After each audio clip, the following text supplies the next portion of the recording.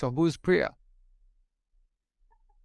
Well, Priya is a tech founder, is the founder and CEO of Zwag, which you rightly said uh, is an AI-based social app. Zwag is an app. It's a social, you could call it a social media app. It's to put it simply, it's something that looks like WhatsApp, but it has inbuilt chatbots, and our chatbots are called Zenies. Now, Genie is just like a genie. What does a genie do? Genie asks you a question. You tell it, this is my command. This is what I want. The genie goes around the world and brings you what you want, but I'm going to borrow it. If not now, when? I've led my life by that quote. I have it even tattooed on my.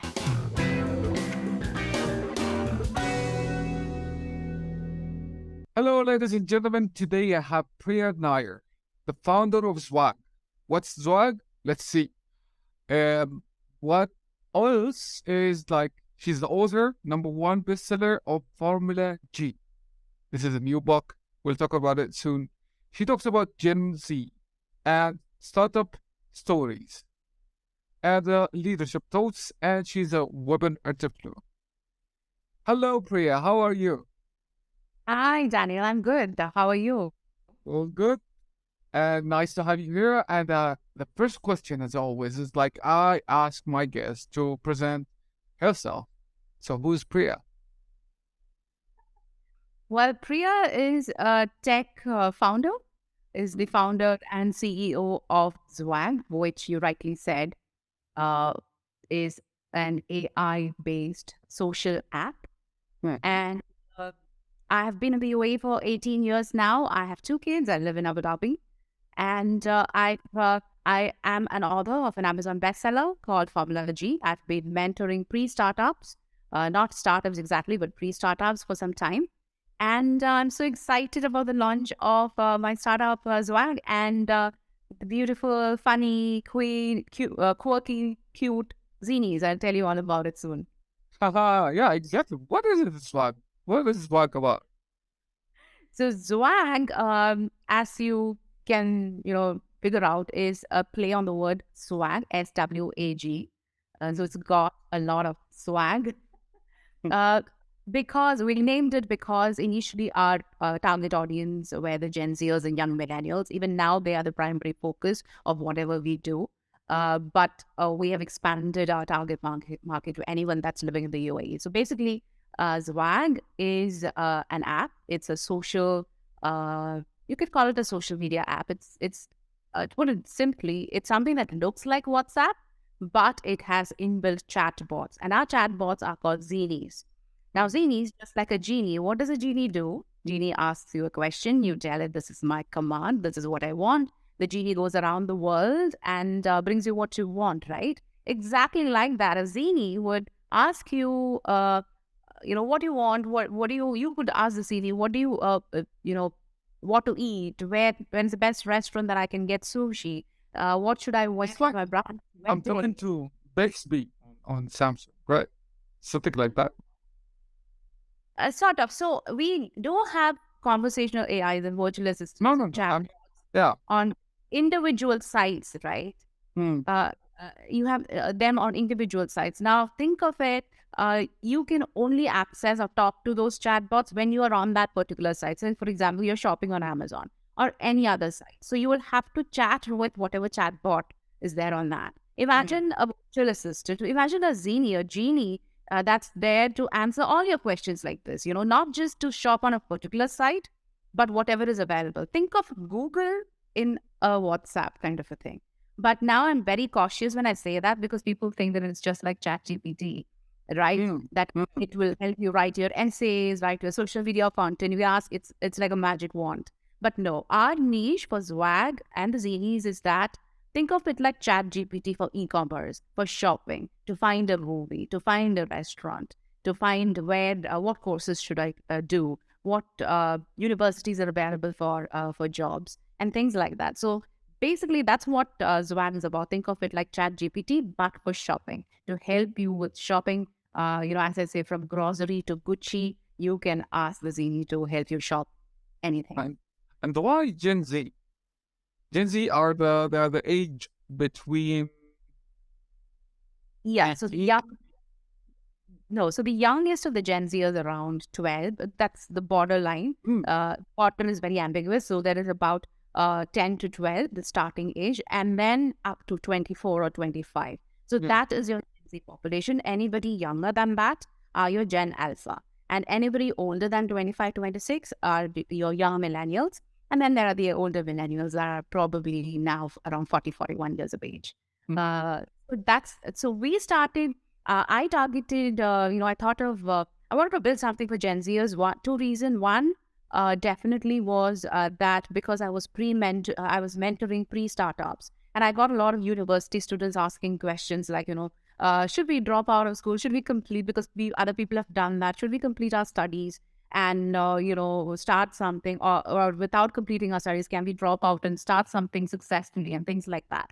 And the more I interacted, I felt like definitely these people, there's So not many questions. yeah, there's so much interest around startups. And I took an interest because they are the next biggest consumer block that we have in the market, right? They're starting to earn. A lot of people Gen Zers are graduating from schools now. And then they have they're entering the job market. And all the younger ones are your future consumers. So if you're building something, a business that you want to be sustainable and for the future, then you target that segment of the audience, right? So that was my thought process of going to the Gen Z. And I wanted to build something in tech. So for early adoption, to procure the interest of the young generation, it had to be, or for that app to be useful, or to get the more engagement, it had to be the younger population, because they are digital natives, they are early adopters, their learning curve is very quick. So all these factors taking into mind, I wanted to target the Gen Zers. I wanted to build something. Target is probably not a positive word. So I wanted to build something for them, and also build a company where they could come and work, So Wow. we wanted to build a Gen Z and millennial young company as well, where there's no judgment. We are cool, zesty, gender cool, no judgment at all, and things like that. So we started. It's like I could feel the deep passion when you talk about swag. It's like never ending. It's like you're talking about one of your kids, right? Yes, yes. Yeah, yeah. So I've been pregnant past 12 months with Zwag, and I just delivered the ZT on the 12th. That is what happened. Amazing, amazing. Okay, Yeah. let's go back to Priya now. Yeah. Agree? Uh, Yeah.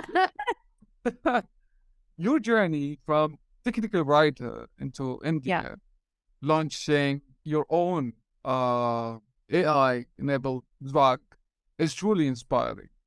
So, Thank you. can you give us what was your biggest challenges you faced through this transition, or how did you come over them? Okay, so I will go back to the beginning. So I was born in a very humble middle class family back in India in the state of Kerala. And I have two elder siblings, both boys, both men, and I'm the only girl child and the youngest. So my mom was very particular that she had to give me the best education. She put me in better schools than my brothers. She put me in a private, school, and gave me everything that probably she couldn't have when she was young. So she sort of lived her dream through me, and I'm very grateful that she gave me that head start. Mm. And once I finished my graduation, post graduation, I had my graduation in economics, and I did my post graduation in mass communication and journalism. I was picked off campus, like from the campus, by one of the biggest IT consultancies in India, Tata Consultancy Services, and that's how I started my career as a technical writer. So when I say technical writer, and I've worked all my life in technology field, in IT and in engineering and things like that. And when people ask me, what is your background? And they hear that I'm not from a tech background, and now I am building a tech software, a tech company, Ah, people are always surprised. So my journey has been one of making the right choices, moving out of my comfort zone, um, learning, continually yeah, improving. going back to the challenges. I was like, okay, I'm highlighting this, so I'm Yes, looking forward to. the challenges definitely has been, I did my MBA. So I worked working with the UAE Air Force and Air Defense. That's my first job in the UAE. I came here in 2006, and within 2 months, I landed the job at the IT department of the UAE Air Force and Air Defense. So there I did face a lot of challenges because of the cultural set and everything. I was there for 4 years, and when I felt like I was not getting what I wanted in terms of career development, I moved to a private firm, an engineering firm, an American engineering firm, and I worked there for 11 years, and that's Oh, where my career and that's where my career kind of grew. I joined them as a specification writer, if you can believe it. I started as a specification writer for on bids, the yes. tenders. Well, Uh, one of the, no, not even for bids, as part of project controls. So my job was to, and I was allocated on the Etihad Rail project, but, where I put together the reports, the project reports, the status reports for the Etihad Rail client. So that's where I started. Then I wanted to move to the commercial side of things. I went to the corporate, and that was a challenge, because my background was mostly in writing and things like that. And it's not very easy for you to go from a project base to a corporate base because corporate mm, is there. But I worked really hard in my initial years, and I was able to get the mentors and to get I was able to get recommendations from my own project leads. And even Etihad Rail was a joint venture, so people from other companies started recommending me when people from my company would come and was like, no, we're not letting go of Priya because we want her on this project. So that kind of thing was there. And I used to work late hours. I did have my elder one. I had to overcome that challenge. I had to work really late hours because there were projects. I was on a project and barely could sleep. If you what ask was how I got over that, I can't tell you. It was just a passion of, I want to be somebody. I want to give my best to whatever I do. And that was it. And then I moved to the corporate, and I was just a bids coordinator when I joined. And within like 8 to 9 years, when I left AECOM in 2021, I was a regional lead for bids. So yes, I did upskill a lot in 2017. That is mid-career. I did my MBA in strategic management and leadership. That kind of opened my eyes to a lot of things about what my capabilities are, what my limitations are, and I started working on these limitations. And I started enhancing my capabilities, right? And that's how I grew. And then when it was right time, and I felt that it was time to move out of my comfort zone, and I wanted to do something on my own, I took that risk of quitting the corporate job and then going to an entirely different industry in e-commerce. skydiving? I call it skydiving. You just Yes. jump. I need Yeah, that. I did.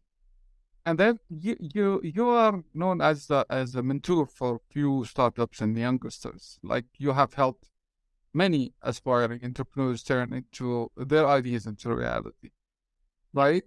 Can you Yes. just like give us a story of memorable moment that when you felt like you made a difference to someone's life? Yeah. So as I mentioned, it's not startups that I used to mentor. I used to mentor pre-startups. That is people who are either That's the thinking idea. of, yes, either people who are thinking of, okay, should I start up?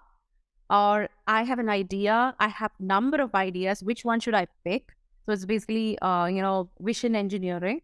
And once they decide that, yes, startup is for them, and once they decide that they have these ideas, I help them refine those ideas and come up with strategies. What is the first steps? What is the first step of strategies that you want? The high level business plan, nothing in detail, but high level business plan.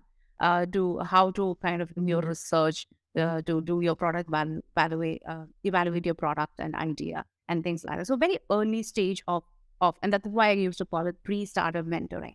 And I used to base it a lot on the book called Before You Startup, written by Pankaj Goyal. That's something I believe anybody that's thinking about even starting out should read even before starting out.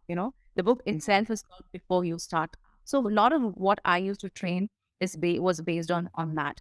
And I found that a lot of youngsters really had a lot of great idea, sometimes wrong ideas as well. And I also realized that in the universities, when you're in the university, it's supposed to open your mind, and you're supposed to invest time in understanding not just your books or whatever.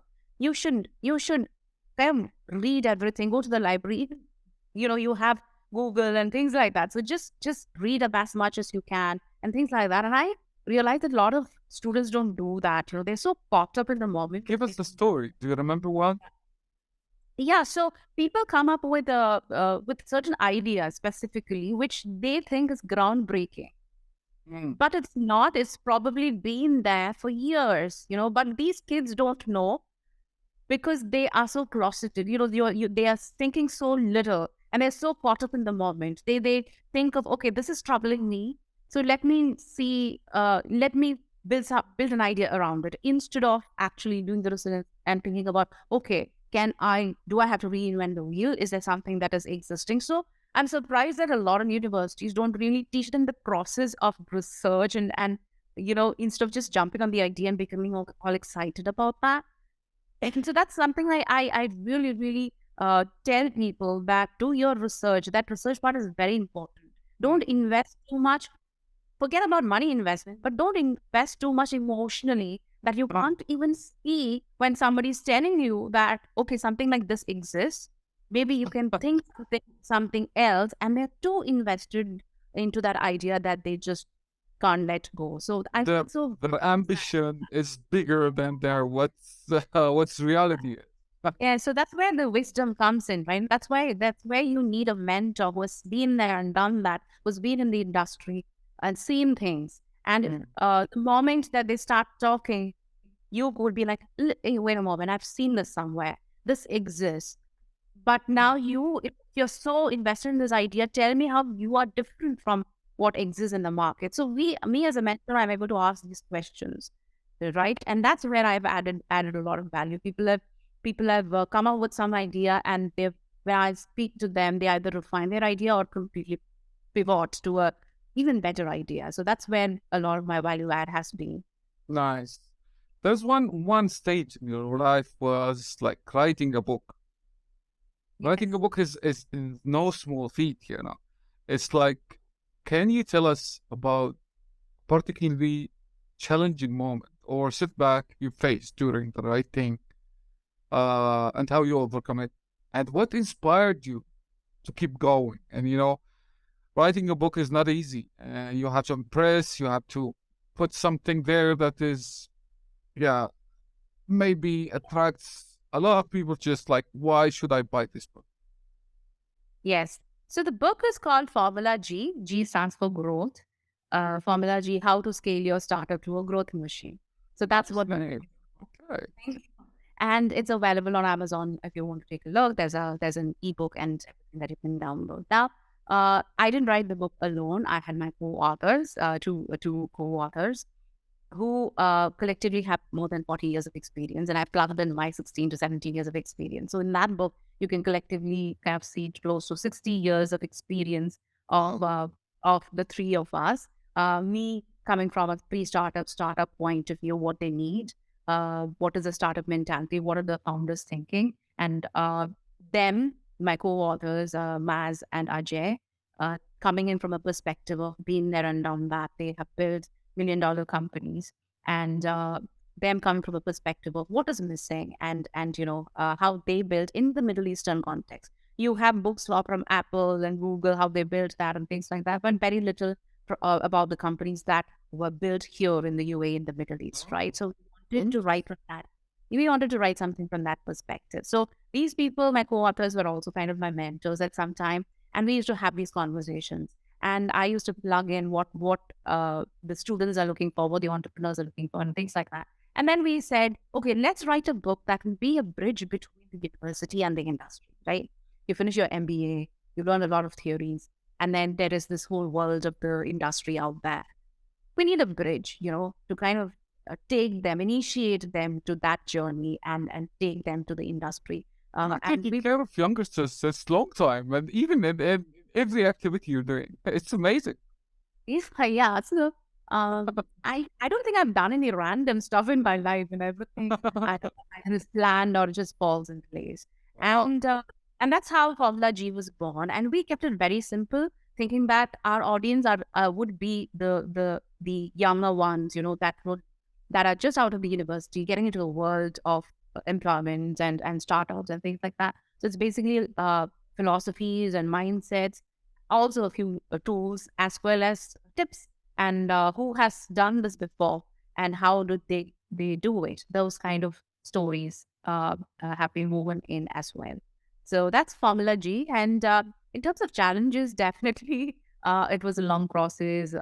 And Yeah. right, not the problem. I never had a problem with writing because remember, I have a master's in journalism and mass communication. I started as a technical writer. So writing is really not. But the challenge was to kind of how do we concise, how do we kind of compress the 60, close to 60 years of experience that collectively Yeah. the authors had. Here's one question that is coming out of nowhere.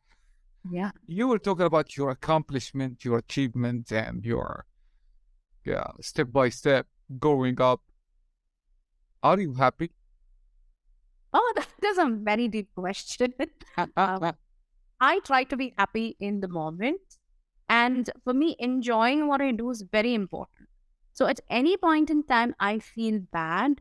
I feel like I'm not enjoying this. Sometimes it might just be a momentary feeling, right? So I sit with the feeling. I'm not about positive positive toxicity, where you say, oh, it's all fine. It's just a moment, I'm positive. Just breathe and just take a walk. No, I don't do that. I sit with the feeling. I feel what I feel. I feel sad, depressed. I sit with that feeling and I let myself feel that. And that's it. I'm not kind of wiping or pushing things under the carpet because I know that it will accumulate and at some point you're going to trip over it and fall. So I let myself feel. If I don't feel happy, I don't feel happy, right? I sit with that. But a lot of things that have happened in my life, especially around personal relationships or whatever, I've overcome them because I follow this philosophy that feel what you feel. And there's one thing, Daniel, I do is that whenever I feel upset, have you seen the picture? They call it the Carl Sagan picture of Earth because he said long years back he said that I think that it was a Hubble's telescope. He asked them to take pictures of Earth, from the space, just from the Saturn ring and things like that. If you search for Carl Sagan's picture of Earth, you would see that from the rings of the Saturn, all you can see is a pale, very, very pale blue dot. And that's us. That's Earth. Right? Very pale blue dot. Just like a tiny, tiny moon. That's just us. So we shouldn't take ourselves to... That's all of us. That is all of us. The entire Earth. Just a ball suspended in space, supported by gravity. That's it. None of our problems are too big, right? That image makes me feel so grounded to understand that I'm just a speck of dust on that tiny dot. It doesn't matter. What bothers me today will not bother me 2 or 3 years down the line. It will not. So I sit with that feeling. Self-dignity, and how people see themselves is like much bigger than that. The earth even. Really have to. Yeah. Ego doesn't really help, If I want to coach you out of these trials and wisdom you have gained all through those 3 years, if I want to have a quote with Priya underneath, give us those words of wisdom. Oh man. That don't wait for a big thing that I've also done in my life is not to wait for things to come to you. Constantly I ask myself, if not now, it's not my quote, but I'm going to borrow it. If not now, when? I've led my life by that quote. I have it even tattooed on my hand. It says, it's a galaxy, it's mountains, galaxies, moon, star, beach, and everything. And it says, if not now, when? Right? I have a tattoo. So every time it is difficult for me to make a decision or something, I just ask myself, if not now, when? If not you. Right. So, yeah, so that kind of pumps me up. I'm like, okay, I'm not feeling good today. I'm going to wear the brightest clothes, the brightest accessories, and the boldest lip. I'm going to show up. I'm going to do what it takes to bring back. Okay. The time was like, oh my God, it's 24 minutes already. So I have three questions to wrap it up, and it's like fun part. Okay. Good? Yeah. Let's see. Okay. First one. If you had to choose between living without your phone for a year or living without your favorite food for the same period of 1 year, which one would you choose and why?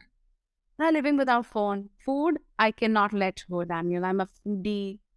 I will not let I go. thought you will say phone because you are a tech person, but yeah. Okay, Bunny, I will write letters. I don't care. I will go and meet them. I don't know. I'll write letters or send a pigeon or whatever. Amazing. Yeah. But food, that's fun. Yeah, food. All right. If you could be, or if you could have this superpower for one day, okay, what would that superpower would be, and in what manner you would use it? I want a superpower to understand other people's languages. I wouldn't say read people's minds, but just, Mm. the inbuilt translator chip. Whatever language in the world people are speaking in the lift or in business meetings or whatever, because there's a lot of golden conversations happening in those places. And in a place like Dubai and UAE, where there's so many people, brilliant people from different cultures. If you have the ability to kind of translate whatever they're saying, that's the biggest superpower that I would like to have. A processor. Tick, of course. Tech, yeah, that's to be tech.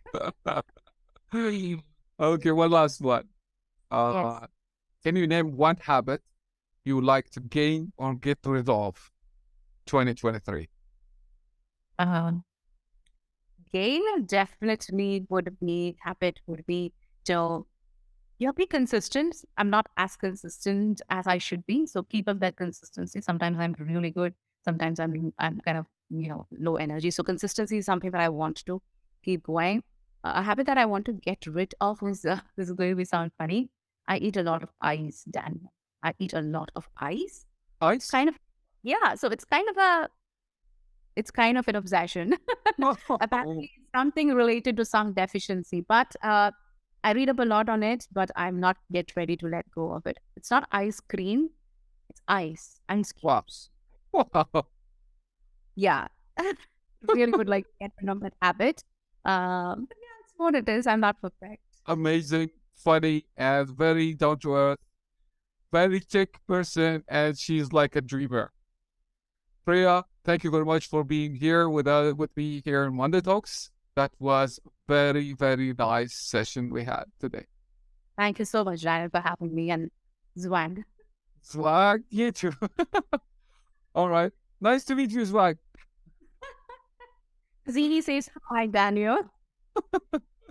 All right, our audiences and our viewers, stay tuned for more, and don't forget to subscribe to my channel.